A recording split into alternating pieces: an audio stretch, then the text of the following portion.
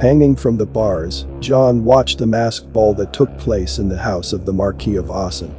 It was the festival of laughter, and everyone had come with comical masks where the huge mouth formed a crescent between the oversized ears. John would have liked to go in, but the shops in town had closed, and he had nowhere to buy a mask, nor was he skilled at making one for himself.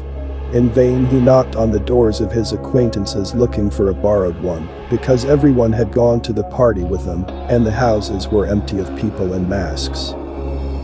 The dances, the streamers, the tinkling of the glasses made him tremble with emotion, and regularly a waiter passed by, obstructing his vision, more elegant than a chancellor, with an enormous tray on which delicacies steamed. At last an idea occurred to him.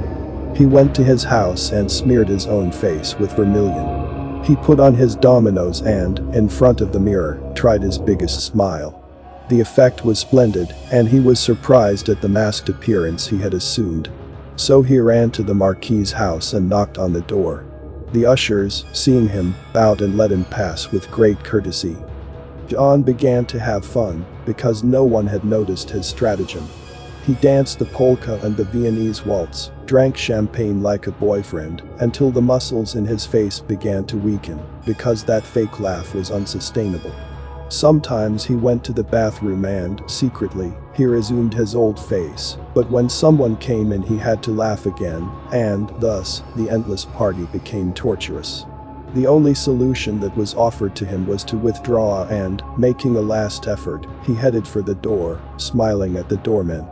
But one of them stopped him. You can't get out, sir. I'm already tired. These are orders from the Marquis.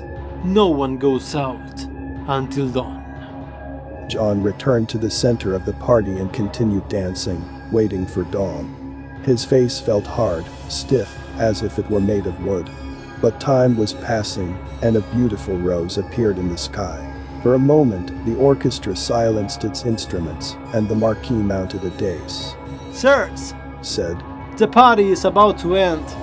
In a moment, I will give a signal, and all of you shall take off your masks.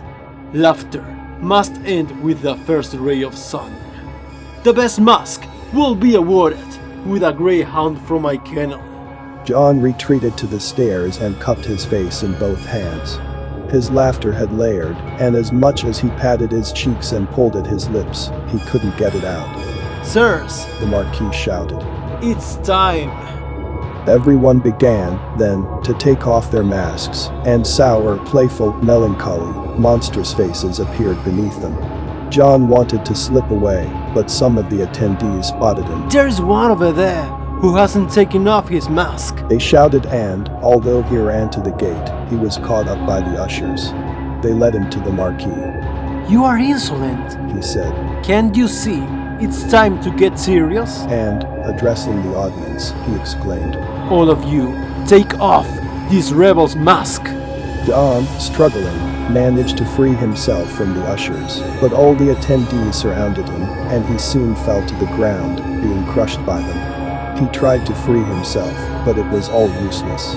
He felt his face being touched, his ears being pulled. How stuck it is. They murmured, until someone said, I know how to take it off. John began to really laugh because, suddenly, everything seemed like a hilarious game. Until he felt a sharp instrument slice across his forehead and run down his temple. All caution was late. Before he could object, he felt his skin ripped from him in a single tug.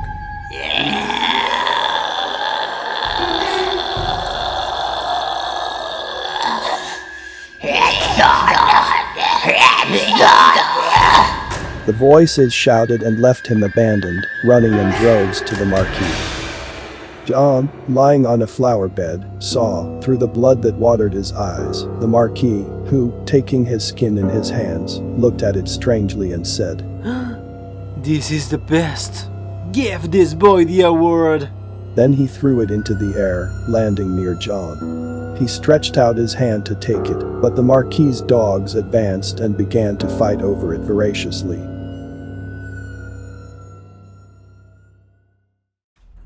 The story you just heard was written by Julio Ramón Ribeyro. The original title was La Careta, the mask. I hope you enjoyed this one. Feel free to subscribe to my channel, Peruvian Literature Translated. See you soon.